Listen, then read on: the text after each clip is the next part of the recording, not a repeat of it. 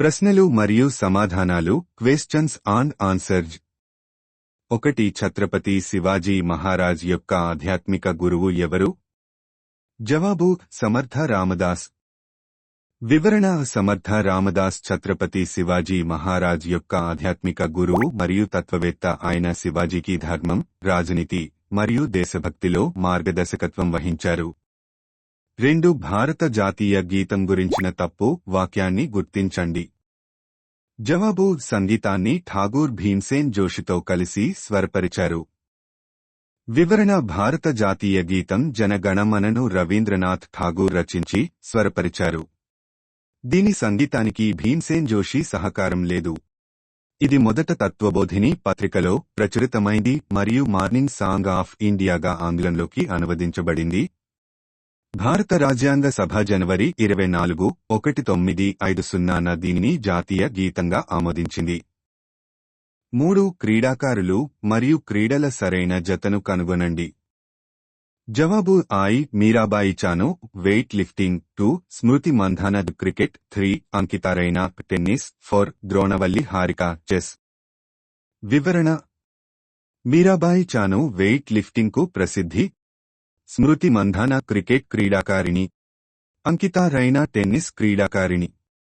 Dronavalli Harika chess క్రీడాకారిణి. 4. భారత జాతీయ కాంగ్రెస్ ఏ సంవత్సరంలో స్థాపించబడింది? జవాబు: 1885. వివరణ: భారత జాతీయ కాంగ్రెస్ హ్యూమ్ ద్వారా 1885లో స్థాపించబడింది. 5. ఐదవ తరం కంప్యూటర్లలో ఉన్న ప్రోగ్రామింగ్ భాష ఏది? జవాబు: ఆర్టిఫిషియల్ ఇంటెలిజెన్స్ లాంగ్వేజెస్ కృత్రిమ మేధస్సు భాషలు. వివరణ: ఐదవ తరం కంప్యూటర్లు కృత్రిమ మేధస్సు మరియు సమాంతర ప్రాసెసింగ్ పారలెల్ ప్రొసెసింగ్ పై దృష్టి సారిస్తాయి. ఈ తరంలో ప్రామాణిక భాషలు ముఖ్యంగా ప్రాలోగ్, ప్రొలోగ్ మరియు లిస్ప్ వంటివి ఉపయోగించబడతాయి. 6. ఆటలతో పదాల సరైన జతను ఎంచుకోండి. జవాబు: home run baseball, 2 birdie golf, 3 raider kabaddi, 4 castle chess. వివరణ: హోమ్ రన్ బేస్బాల్ క్రీడకు సంబంధించిన పదం. బ్రైడ్ గోల్ఫ్ క్రీడలో ఉపయోగించబడుతుంది. రైడర్ కబడ్డీలో ప్రధాన పాత్ర. క్యాజిల్ చెస్ క్రీడలో ఒక పావు. 7. కింది వాటిలో సరైన జతను గుర్తించండి. జవాబు: గణిత సార సంగ్రహం పావులూరి మల్లన్న. వివరణ: గణిత సార సంగ్రహం అనేది పావులూరి మల్లన్న రచించిన ప్రసిద్ధ గణిత గ్రంథం. ఇతర ఎంపికలలోని జతలు సరికావు. మాలవికాగ్నిమిత్రం కాళిదాసుచే రచించబడింది. విశ్వనాథ సత్యనారాయణచే కాదు. ఈ 1000 పడగలు విశ్వనాథ సత్యనారాయణచే రచించబడింది. సి. నారాయణ రెడ్డిచే కాదు. సత్యార్థ ప్రకాష్ దయానంద సరస్వతిచే రచించబడింది. శర్వవర్మచే కాదు. 8. అవార్డు మరియు రంగానికి సంబంధించిన సరైన సమ్మేళనాన్ని ఎంచుకోండి.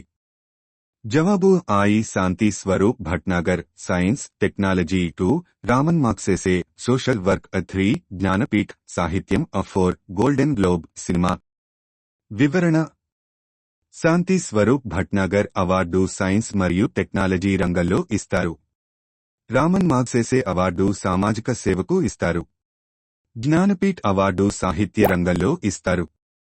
గోల్డెన్ గ్లోబ్ అవార్డు సినిమా రంగంలో ఇస్తారు. 9. రాజ్యాంగ సవరణలకు సంబంధించి సరైన సమాధానం కనుగొనండి.